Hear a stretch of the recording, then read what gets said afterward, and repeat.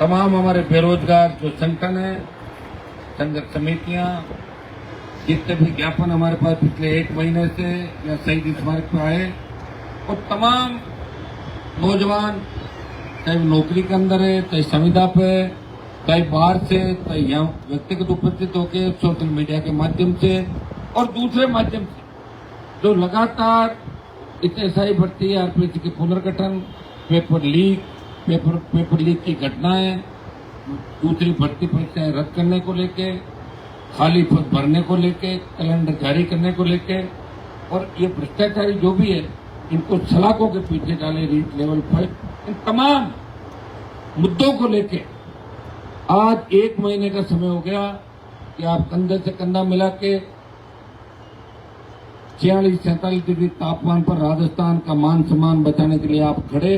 और कल राजधानी के अंदर 1 लाख से ज्यादा संख्या में आके नौजवानों ने संदेश दिया, पूरे प्रदेश के प्रत्येक जिले से, चाहे कम संख्या ज्यादा हो सकती है, लेकिन ऐसा कोई जिला नहीं जिससे राजस्थान का नौजवान कल की आक्रोश रैली के अंदर आया नहीं। सब जिलों से राजस्थान के नौजवान आए और दिल्ली तक संदेश दिया, मोदी जी तैयारी कर लो, कूच दिल्ली की तरफ हो सकता है, और अगर कल आप रैली नहीं करते तो हाई कोर्ट के अंदर सरकार ये कहती आज कि भर्ती रद्द नहीं कर रहे हैं। उसके बाद क्या होता आप भी देख लेते, लेकिन आपके डर के कारण, नौजवानों का आक्रोश के कारण भजनलाल सरकार बैकफुट पे आ गई और सरकार ने अपने प्रतिनिधि अब आपके सामने भेज दिए कि जाइए बात करें।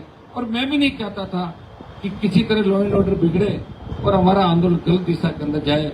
इसलिए मेरे छोटे भाइयों में धन्यवाद दूंगा कि इस तपती गर्मी के अंदर, इस देश के अंदर अगर कोई नौजवान सबसे ज्यादा कोई लड़ा देश में अपने अपने साधनों से, बाड़मेर से जयपुर, करौली धौलपुर से जयपुर, गंगानगर से जयपुर, डूंगरपुर बांसवाड़ा से जयपुर, और तमाम जो हमारे इलाके, उन इलाकों से जयपुर अपने अपने साधनों से आके, और आपने मैसेज दे दिया कि हम हनुमान बेनीवाल की अपील पे इतने लोग आए हैं, और जब वो साधन लगा के मोदी की तरह अगर रैली करना चाहेंगे तो 20 लाख लोग राजधानी को गए। ये संदेश राजस्थान के नौजवानों को देश भर के अंदर देखा। कल से पूरा देश राजस्थान का जो संघर्ष है नौजवानों का, उसको पूरा देश देख रहा है। मैं आपको विश्वास दिलाता हूं कि पंजाब के किसान आंदोलन का नेतृत्व जो किसान आंदोलन पंजाब के किसानों ने किया, शुरुआत वहां से हुई थी, लेकिन अग्निवीर के आंदोलन का नेतृत्व सेना के सम्मान में राजस्थान का नौजवान करेगा। उसकी रैली हमने जोधपुर में करी थी 2 लाख जवानों की। कल की हमारी जो रैली थी उससे दुगनी भीड़ जोधपुर के अंदर, उस रैली से 1.5-2 गुना भीड़ थी। लेकिन भाइयों, कल की और उस रैली में फर्क था। उस समय पूरे जोधपुर में मैं 25 दिन तक राजस्थान में घूमा था, लोगों को जोधपुर लाने के लिए, अपील करने के लिए। लेकिन कल की रैली की खासियत ये थी कि मेरी अपील थी, और मुझे तपती धूप के अंदर आपने देखा कि जिसने 25 साल अपने जीवन के अपने छोटे भाइयों के लिए खो दिए, जिसने सत्ता को ठोकर मारी और राजस्थान का सम्मान देश में बढ़ाया, जब किसानों को आवश्यकता पड़ी तो पंजाब, हरियाणा, यूपी, दिल्ली के किसानों का साथ दिया और किसान कौम का सम्मान देश के अंदर बढ़ाया, जिसने कभी जातियों के अंदर भेद नहीं किया, सर्व समाज को साथ लेके चला, और पहलवान बेटियों को न्याय दिलाने की बात की तो हनुमान बेनीवाल हरियाणा के उन पहलवान बेटियों को न्याय दिलाने गया तो हरियाणा के नेता उस समय तक नहीं आए थे। उसके बाद वाई ग्रुप के तमाम नेता आपको दिखे होंगे। बढ़ती महंगाई, भ्रष्टाचार, पेपर लीक, बढ़ते महिला अत्याचार, और राजस्थान के अंदर बजरी माफिया का अगर दिमाग ठीक किया तो नागौर के सांसद ने आपके बल पर लड़ाई लड़के बजरी माफिया को भी ठीक किया। और मैं आपको विश्वास दिलाता हूं, आपके बीच जो बात कहूंगा उसको छोड़ के नहीं जाऊंगा। मैं आज वापिस धरने पे क्यों आया आपको पता है? कल धरना समाप्त करने की घोषणा नहीं की थी, आंदोलन यहां से चालू किया था। जब ऑपरेशन सिंदूर हुआ, राष्ट्र के समर्थन में, राष्ट्र हित में, सेना के सम्मान के अंदर हमने धरने को स्थगित किया कि कहीं ऐसा नहीं हो कि हमारी वजह से कोई लॉ एंड ऑर्डर डिस्टर्ब हो और कोई अनहोनी हो जाए। और जैसे ही वापिस चालू हो तो 14 तारीख से वापिस धरना स्थल पर हम लोग आ गए। मुझे पता है तब हर नेता विदेश में घूम रहा है, हमारी संसदीय समितियां भी टूर लेके गई है। उनके बच्चे कहते हैं कि हमें वहां घुमाने ले जाओ, मेरे भी बच्चे छोटे हैं, उनकी भी इच्छा होती है पापा के साथ 15 दिन घूमने चले, स्कूल की छुट्टियां हो रखी है। लेकिन मुझे आपकी चिंता है, राजस्थान के भविष्य की चिंता है। मेरे बच्चों को हर बार मैं यही कहता हूँ, रुको बेटा, जैसे ही मौका लगेगा मैं तुम्हारे साथ चलूंगा, अभी रुको। अगर मैं चला गया तो फिर उंगली उठेगी कि वो राजस्थान में एक लड़ाका था, वो भी टूर पे निकल पड़ा। जिस तरह हमारे कई नेता और नेत्रियों ने विदेशों तक धूम मचाई, अपनी बदनामी, प्रदेश की बदनामी करने की धूम। गोवा में गया, गोवा, पोर्ट ब्लेयर, मैं पोर्ट ब्लेयर के अंदर एक टापू पे गया, आइलैंड पे, तो मुझे बोला आप राजस्थान से हो? मैंने कहा हाँ। बोले आपके यहाँ की तो 2-3-4 नेत्रियां आई थी और क्या हुड़दंग मचाया था शराब की, अब बताओ, इससे अंदाज करो। मैंने कहा आप चिंता नहीं करें, उस जमाना चला गया, अब राजस्थान से कोई ऐसे लोग नहीं आएंगे, अब अच्छे लोग राजस्थान से आ रहे हैं, क्योंकि अच्छे नेता राजस्थान जो संस्कार वाले नेता। तो हम अगर कहीं जाएंगे, गलत काम करेंगे, आपकी बदनामी होगी, और अच्छा काम करेंगे तो समाज के साथ साथ इस प्रदेश, संसदीय क्षेत्र और तमाम नौजवानों को लोग कहेंगे कि आपको धन्यवाद कि आपने हनुमान बेनीवाल के साथ सांसद भेजा, जो देश के जवानों किसान के लड़ रहा है और प्रत्येक जगह तैयार है, मना किसी जाके लड़ने के लिए। फिर भी लोग सोशल मीडिया पे गाड़ियों कितनी गाड़ियां सुनते। वैसे मैं ले नहीं रहा हूँ, मैं उनको वापिस भेज रहा हूँ हाथों। जैसे ही देते मैं वापिस ले जाओ, तुम अब सुबह शाम अपने पास रख लो। तो आप मुझे कोई चीज तो मैं नहीं लूँ, क्योंकि बात रहेगी कि नहीं रहेगी, वापिस वो बात चलेगी सारी सारी, वो आगे देखेंगे आगे क्या होगा। लेकिन मैं आपको विश्वास दिलाता हूँ, जिस तरह प्रदेश और देश के अंदर कुछ लोग तिलमिला उठे, संकीर्ण मानसिकता के लोग परेशान हो गए, और मजबूत योद्धा किसान के बेटे, दलित, शोषित, पीड़ित तबका कह रहा है कि अब हमारा राज आएगा, और निश्चित रूप से राज आएगा। राज तो 18 में आ जाता, अगर डॉक्टर साहब मुझे बीच में छोड़ के नहीं जाते, वसुंधरा के जाल के अंदर नहीं फंस गए थे वापिस जाल के अंदर, पहले वसुंधरा जी के नजदीक थे, फिर छोड़ गए, फिर पता नहीं पुराने दिन याद आए होंगे, तो वसुंधरा ने कहा आ जाओ, चले गए वापिस। डॉक्टर साहब मुझे अकेला छोड़ दिया।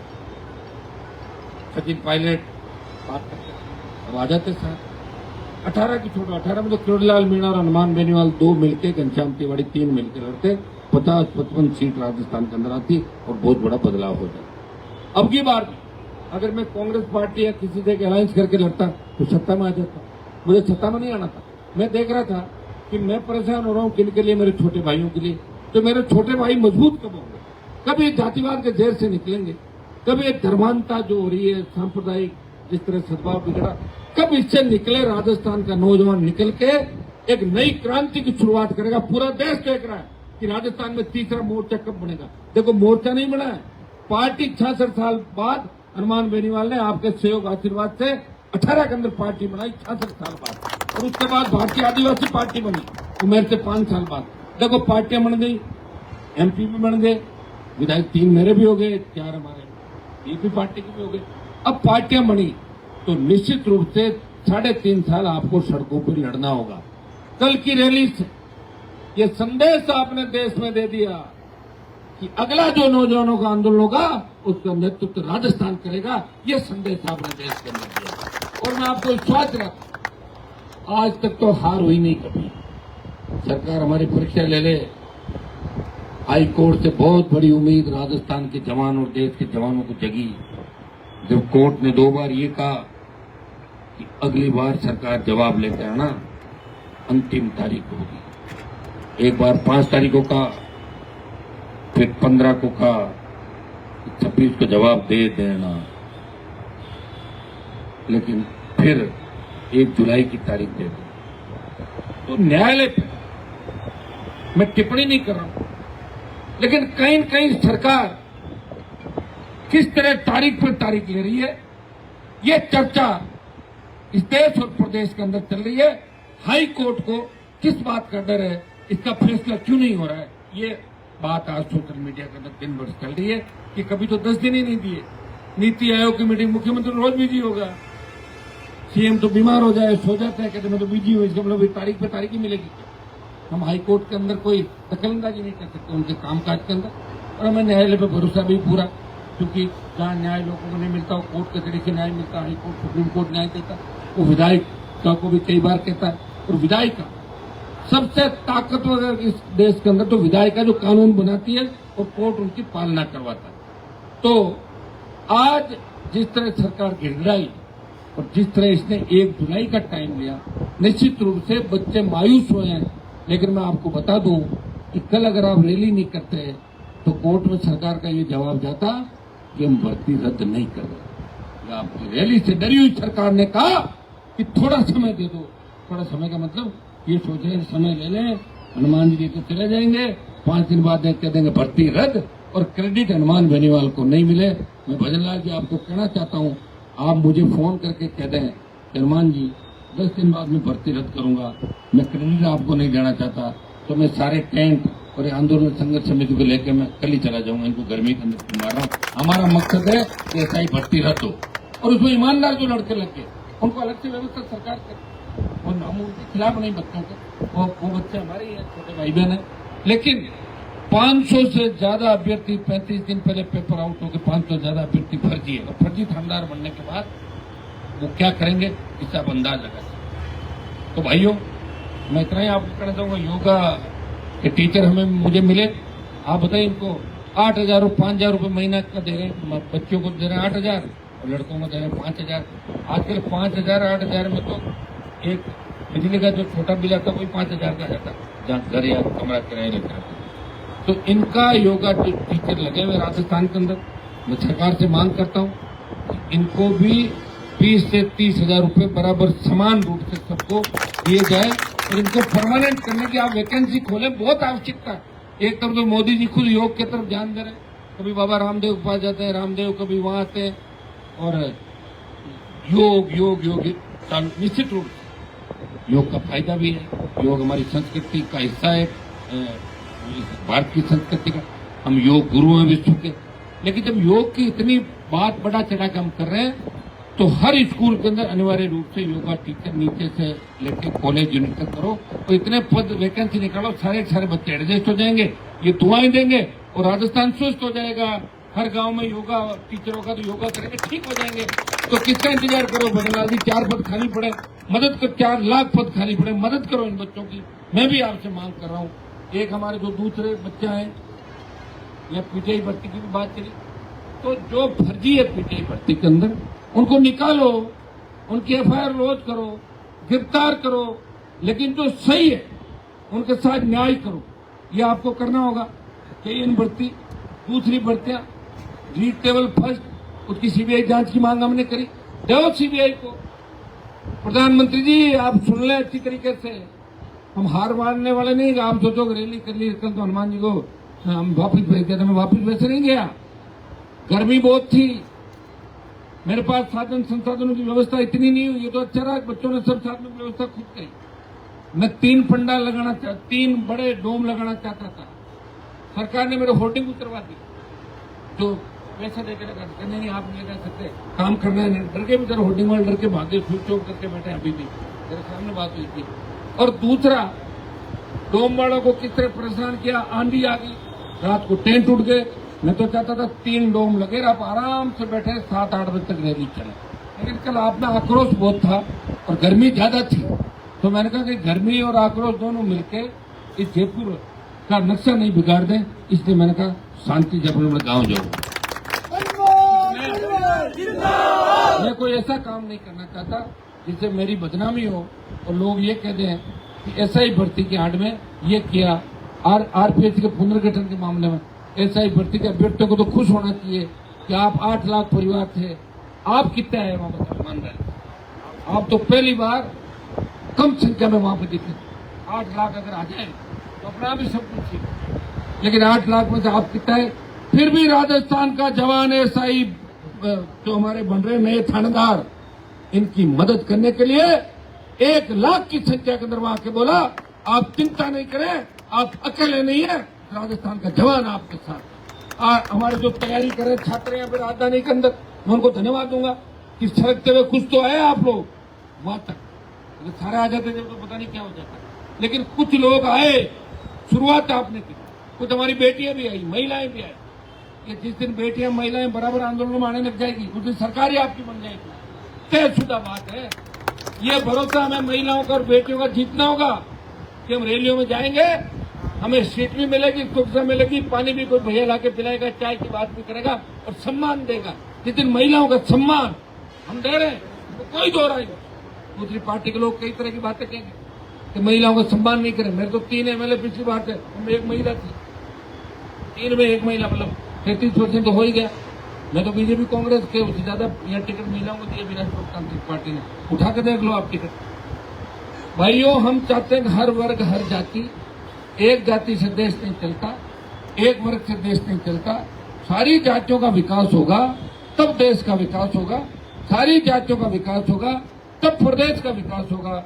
हनुमान बेनीवाल हर जाति के लिए लड़ा, मीणा समाज के साथ सड़कों में लड़ाई लड़ी, गुर्जर समाज के साथ सड़कों में लड़ाई लड़ी। शेड्यूल कास्ट के खिलाफ जब भी कोई बात आती है, सबसे पहले जान हथेली पे लेकर अगर चलता है अपने भाइयों के लिए, वो चलता है मेरे समाज के लिए। यादव, माली, मुस्लिम, सर्व समाज, चाहे ब्राह्मण समाज हो, राजपूत समाज हो, तमाम समाजों के लिए जहां भी मुझे कहा मैं तैयार खड़ा मिला। मुझे पीड़ा इस बात की होती है कि कोई आदमी कुछ भी लिख दे और उसके पीछे कुछ भी कहीं हो जाओ, मिटा देंगे हनुमान बेनीवाल। ऐसे कोई मिटता है क्या आदमी? ऐसे कितने लोग मिट गए बताओ? नहीं होता ऐसा। इस तरह की जो गलत भावनाएं रखते हैं, मैं उनको नेताओं को भी कहना चाहूंगा कि अपनी अपनी कम्युनिटी के अंदर ऐसे लोग जो गलत मानसिकता के, उनको समझाएं और तरीके से बात करें जिससे सामाजिक समरसता राजस्थान की बिगड़े नहीं। हमें इस चीज का भी ध्यान रखना। बहुत बार कोशिश हुई 20 साल के अंदर कि राजस्थान में जिस तरह गुर्जर मीणाओं का झगड़ा वसुंधरा जी ने कराया, पहले कभी झगड़े नहीं होते थे, आप उसमें बात ले जाते थे, धर्मेले थे, गांव में आते आते जाट राजपूतों को झगड़े जिस तरह वसुंधरा के समय शुरू हुए, तो हमने कोशिश की बीच में खड़े रह के ये जातियां लड़े नहीं, खुद के स्वार्थ के लिए काम नहीं किया। खुद के स्वार्थ के लिए कहते 3 में ही मंत्री बन जाता। मैं तो वसुंधरा के साथ घूमता, एक बार गहलोत के साथ आता, फिर बनता। लोगों को क्या करना? लोग इतना नहीं सोचते भाई, काम करा दो, वोट दे देंगे। मैं दे रहे हैं मुझे लगातार वोट, लेकिन सत्ता की को ठोकर मार के, मंत्री पदों को ठोकर मार के संतरी बन के आपकी सेवा कर रहा हूँ राजस्थान के अंदर। यही आपको देखना। और देश में बात चल गई कि अब राजस्थान का जवान सत्ता पे कब्जा करेगा। भाइयों, इसकी बात कुछ कमियां नहीं होगी, संसाधनों की कमियां। हर कोई हनुमान बेनीवाल नहीं हो सकता और मुझे चेंज भी नहीं कर सकता। अब आप लोग बैठे हो, मैं मजाक भी कर लेता हूँ, कुछ मजाक ज्यादा कर लेता हूँ बच्चों को उस बात को बच्चे अलग दिशा के अंदर ले जाते हैं।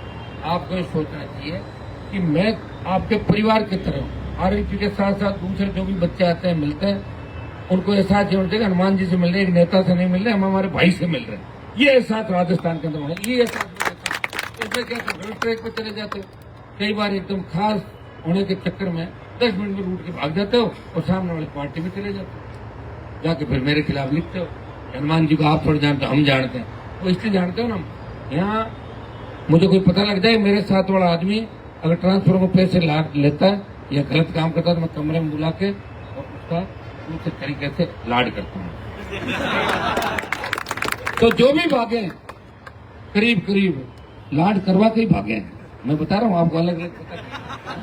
तो मेरे पास ये बात आ जानी चाहिए कि भाई फला आदमी ने आपके नाम से 5,000, 10,000, 15,000 ले लिए।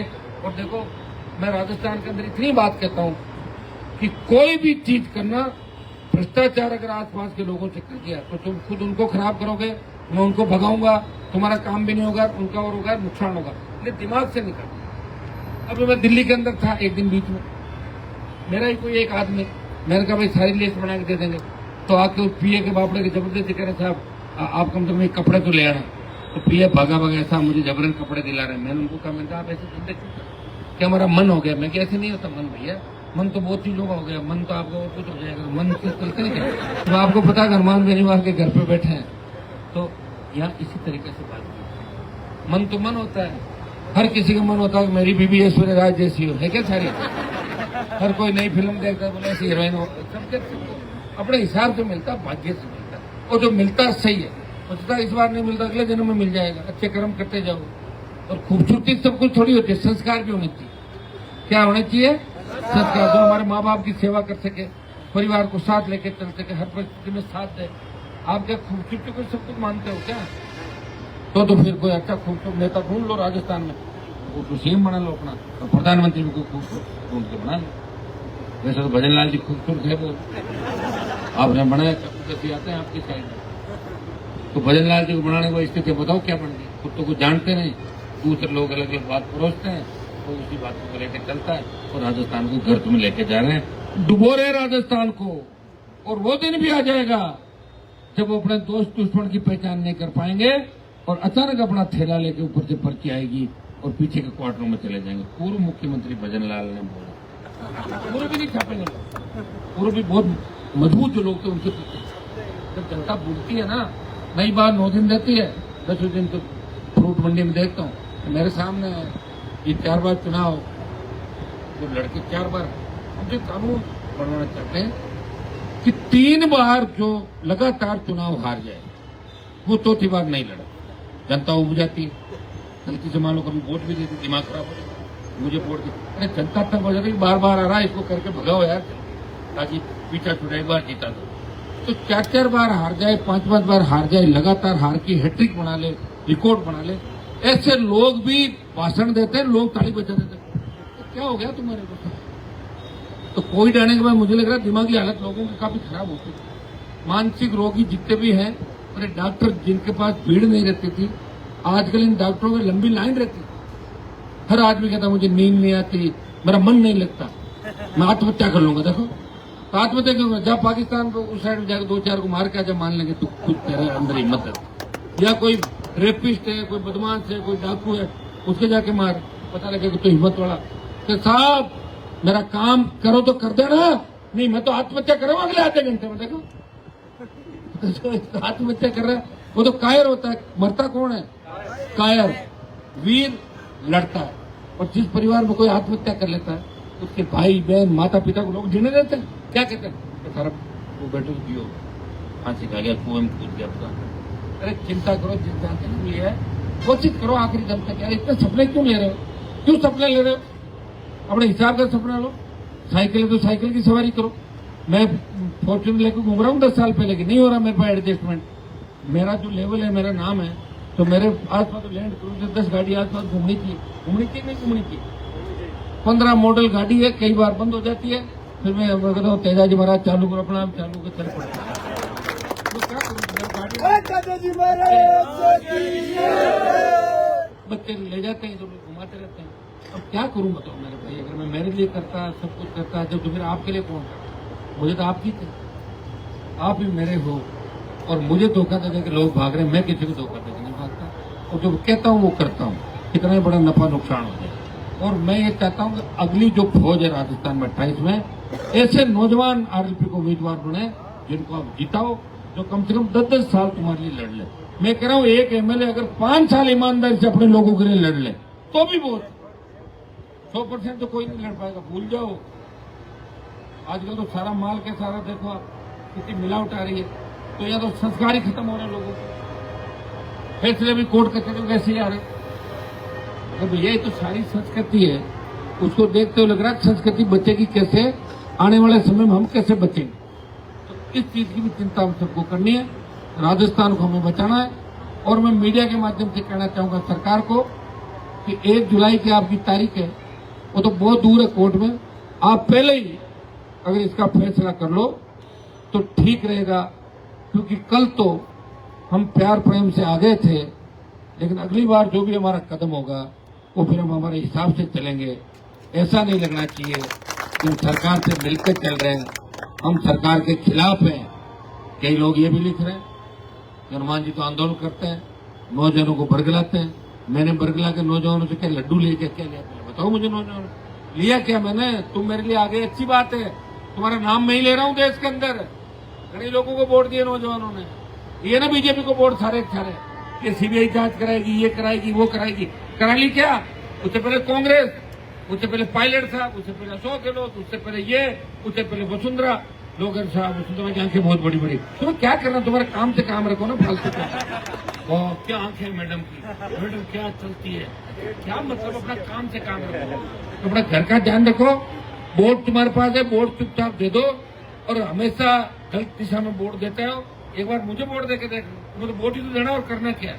क्या क्या राजस्थान में बताओ मुझे, कौन सा बदलाव किया और कौन सी क्रांति आई राजस्थान में? नाम बताओ मुझे एक क्रांति का। नहीं आई भाई, ये मैं हूं जो क्रांति है। अरे जो दूसरे नेता बकवास करें पार्टियों के अंदर बैठ के, इनको कहो बनाओ अपनी पार्टी, आओ मेरे सामने, फिर चुनौती दो कि कहीं से भी लड़ ले, मैं उनके इलाके से भी लड़ लूंगा जाके। लेकिन पार्टियां तो बनाओ, कोई कांग्रेस को लेकर घूम रहा है, कोई भाजपा को लेकर घूम रहा है, कोई किसी और दल को ले रहा है, इधर से भाग रहा, उस दल को घुस रहा, उससे आ रहा, इधर जा रहा है। तो कहाँ नेता? मुझे तो लगा नहीं राजस्थान में कोई नेता है। नेता नहीं है, दलाल ज्यादा है और व्यापारी है, जो व्यापार कर रहे हैं राजनीति के अंदर है। एक व्यक्ति जो ईडी सीबीआई से नहीं डरता, वो किसी से नहीं डरता। अगर डरता है तो आपसे डरता कि आप नाराज होकर नहीं जाओ। और आपको समझाना बड़ा टेढ़ा है कि नौजवानों की राजनीति करना बहुत टेढ़ा है कि नौजवान तो हर वक्त अपने मन की बात चाहता है। हर आदमी की मन की बात कैसे पूरी हो? प्रयास में करो, प्रयास में कोई कमी नहीं। अगर 3 में जीत जाता या 98 के अंदर में आ जाता जब पर्चा रिजेक्ट नहीं होता, तो निश्चित रूप से बहुत बड़े स्तर पर जाके कम से कम आधे लोगों को भला इस देश और प्रदेश के अंदर। लेकिन मुझे जो परिस्थितियां मिली उस हिसाब से मैं ठीक ही काम कर रहा हूं। आपको कोई ये तो नहीं कहेगा कि आप कमजोर आदमी के साथ खड़े हो। आपको लोग कहेंगे कि आपका नेता मजबूत है, आपका नेता ईमानदार है, सच को सच कहने की इस कलयुग के अंदर भी हिम्मत रखता, किसी को धोखा नहीं देता। और उसके घर जो आ गया, घर आया माँ जाया, घर जो आ गया उसको अपने भाई की तरह मानता है। कितना ही बड़ा दुश्मन अगर मेरे घर आ गया, कितना ही बड़ा दुश्मन परिवार अगर वो चिंता में पड़ गए, हम तो खत्म हो गए और रात को मेरे से मिल लिए, साहब बचाओ, आप हो या राम है, तो मैंने मदद करी उन लोगों की। वही तो बकवास करते घूम रहे सड़कों पे। भाई मदेरणा देख लो, मिर्जा देख लो, जब अंतिम था उनका, मैं चाहता था अंतिम कील ठोक देता। लेकिन आगे किसी ने कहा अंकल माँ मुझे मदद करो, मामा जी, फिर मामा बनाया मुझे, किसी ने चाचा बनाया, किसी ने मुझे भाई साहब का प्रणाम किया, मदद कर दो मर जाएंगे, कर दी मदद, सबकी मदद करी। मदद करने के बाद ही तो बकवास कर रहे हैं सड़कों पे। कुछ में मार देता, राजनीति में कैसे मारते हैं? ऐसे मारते हैं वोट से, नहीं मारा और मदद सबकी हो गई। 18 में कर दी करीब करीब, और गलती से कोई रह गया तो 23 में उनकी पूरी कर दी। अब आप एक नाम ऐसा नहीं गिना सकते कि जो किसान धरती पुत्र है। और मुझे लगा कि मीणाओं में, गुजरों में, एसी में यह आदमी मजबूत है, इसको डिस्टर्ब नहीं करना है। उसको डिस्टर्ब करने कभी नहीं गया। मेरे अगर 10,000 वोट आए कि नहीं आए क्या फर्क पड़ता है? ये आदमी जिंदा रहना चाहिए। हर जाति में मजबूत व्यक्ति जिंदा रहना चाहिए। मगर अगर जातियों के मजबूत नेता हो जाए तो फिर राजस्थान में झगड़ा ही खत्म हो जाए। भाई अलग अलग इलाके हैं, किसी का जोड़ नहीं, झपाड़ नहीं, और बैठ के अपन काम कर दो, अच्छा सिस्टम तैयार हो सकता है। प्रयास में कर रहा हूँ और ये लोगों को बहुत चिंता है कि यार अनुमान हमारे साथ गलत काम क्यों नहीं करता। ये एक यही तो है जो बार बार हमें चुनौती दे रहा है। बाकियों को हमने सेट कर लिया सब। ये बार बार आता है, याद दिलाता है, याद करो, तो याद क्यों दिलाया? तो भाई मैं अब ज्यादा याद भी नहीं दिला रहा हूँ। कल के भाषण में तो मैंने ज्यादा याद नहीं दिलाया, कम याद दिलाया।